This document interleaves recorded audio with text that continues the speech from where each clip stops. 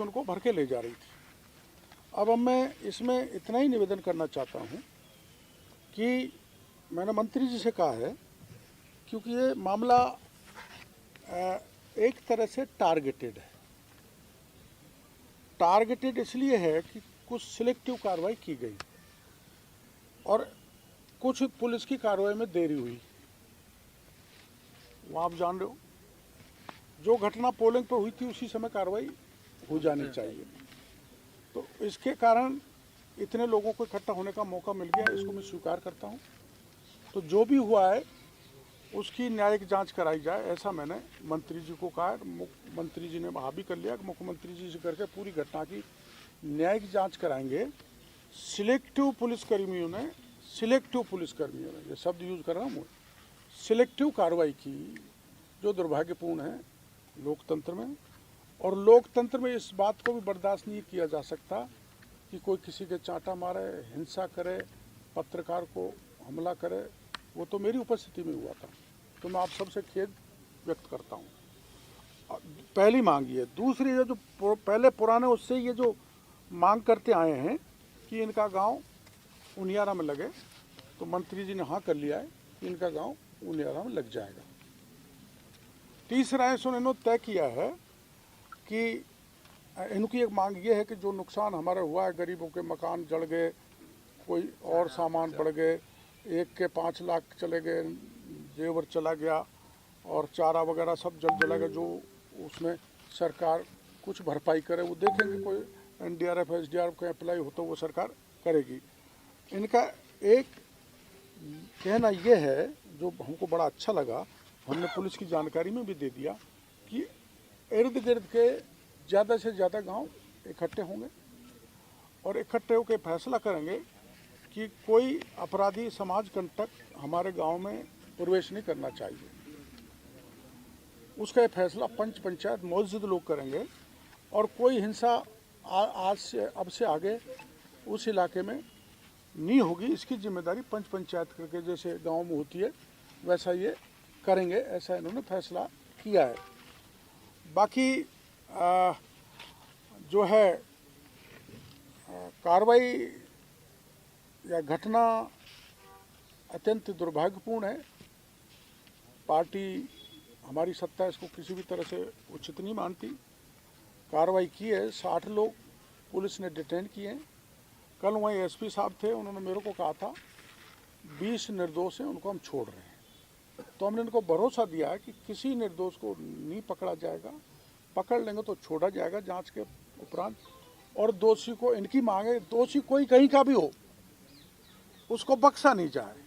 ये कह रहे हैं बाहर के लोग आ गए, कोई कोटा से, बूंदी से, झालावाड़ से, सवाईमाधोपुर से, जहाँ जहाँ भी, ये जैसा इनका कहना है बाहरी लोग वहाँ आ गए और बाहरी लोगों ने उपद्रव किया या लोकल किसी ने किया जो अपराधी है, उसको, इनकी भी मांग है, उनको बख्शा नहीं जाए, निर्दोषों को छोड़ा जाए। मंत्री जी ने कह दिया, जैसा मैं कह रहा हूँ, ऐसे SP ने मेरे को कहा है कि 60 में 20 निर्दोष हैं, उनको पुलिस छोड़ देगी। बाकी आगे पुलिस कार्रवाई करेगी। एक हमने ये कहा है कि अब वहाँ शांति कायम हो गई कल मेरे जाने के बाद, तो वहाँ बहका वातावरण नहीं बने, इसलिए पुलिस तो बने तैनात रहे, लेकिन दूर रहे, गांव में नहीं रहे। क्योंकि ये गांव छोड़ के चले गए, गांव खाली है, तो वो भय निकले, भय मुक्त हों, अपने खेत और पशुओं को संभालें। इस दृष्टि से मंत्री जी ने भी कह दिया है ADG को कि भाई वहाँ पुलिस की छावनी नहीं बनी रहे। आप क्या कहें?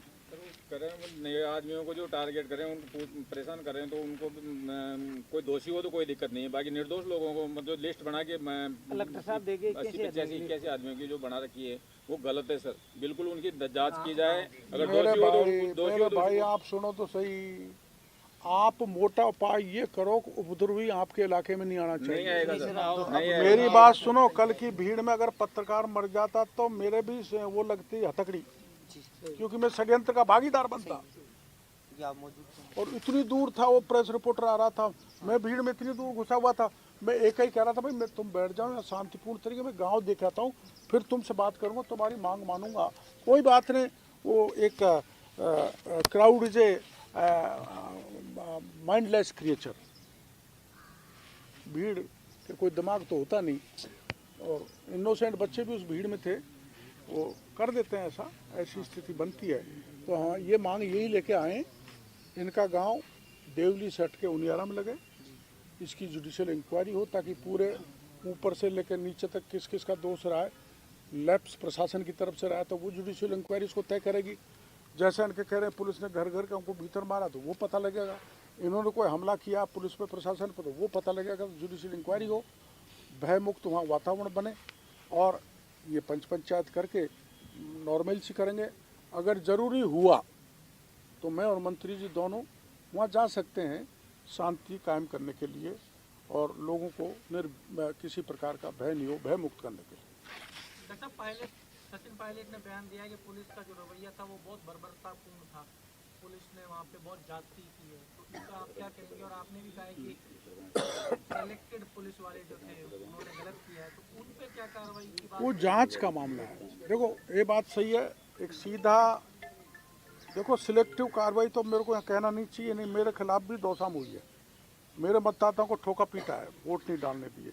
ये निर्वाचन आयोग का जो है रवैया, मैं आयोग पर सरकार में रहते हुए भी ये कह रहा हूँ, मेरे खिलाफ भी सिलेक्टिव कार्रवाई हुई है, सिलेक्टेड लोगों ने की है। वो एक उसमें मैं विवाद में नहीं ले जाना चाहता, लेकिन वहाँ हुई है, जिसने भी करी है सरकार मेरी समझ में उसकी जाँच कराएगी और दोषी को दंडित करे भी। और अगर हमने कोई गड़बड़ की है या नहीं इन्होंने, तो मैं आप सबके बीच में कह के जा रहा हूँ, एक भी को न तो हम बचाएंगे, नहीं ये जो आए हैं बचाएंगे। जो भी अपराधी है उसकी कोई इलाका हो, कोई जाति हो, किसी भी दल का हो, उस जेल के सीखों में जाना चाहिए, लेकिन निर्दोषी के पे पुलिस हाथ नहीं डाले। ये मंत्री जी को ये कहने के लिए आए, और कोई बात मेरे से पूछने तो बताओ। मैं तो किसी भी तरह से उचित नहीं मानता। थप्पड़ मारना कौन कहेगा? कोई नहीं कहेगा। वो खुद भी कुछ दिन बाद ये कहेगा मेरे से गलती हुई है।